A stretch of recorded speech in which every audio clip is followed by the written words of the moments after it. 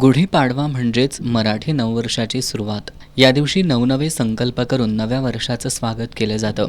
10 वर्षापासून संस्कृतीचा मान राखत आणि इतिहासाचा वारसा जपत करवीर ढोलताशा पथकाच्या माध्यमातून नवीन वर्षाचं स्वागत शोभायात्रेनं करण्याची प्रथा सुरू करण्यात आली.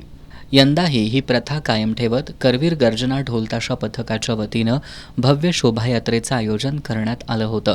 आज सकाळी 9 वाजण्याच्या सुमारास मिरजकर तिकटी इथल्या चौकातून युवराज संभाजीराजे छत्रपती, युवराज्ञी संयोगिताराजे छत्रपती यांच्या प्रमुख उपस्थितीत शोभायात्रेला प्रारंभ झाला.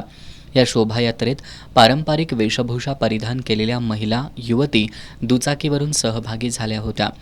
उंचच्या उंच भगवे ध्वज नाचवत सहभागी झालेले ढोलताशा पथकातील सहकारी, ढोलांचा दणदणाट, ताशांचा कडकडाट यामुळं शोभायात्रेच्या मार्गावरील वातावरण आनंददायी आणि मंगलमय झालं होतं.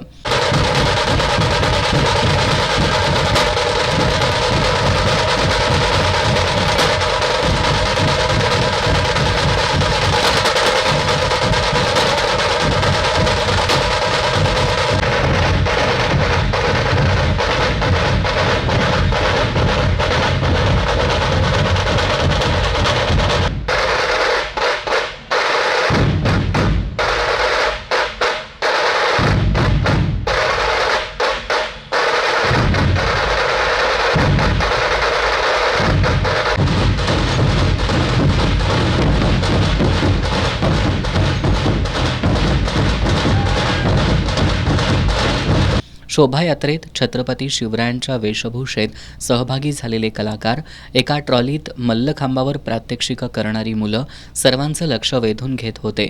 महाद्वार रोड, गुजरी, भवानी मंडप या प्रमुख मार्गावरून ही शोभायात्रा काढण्यात आली.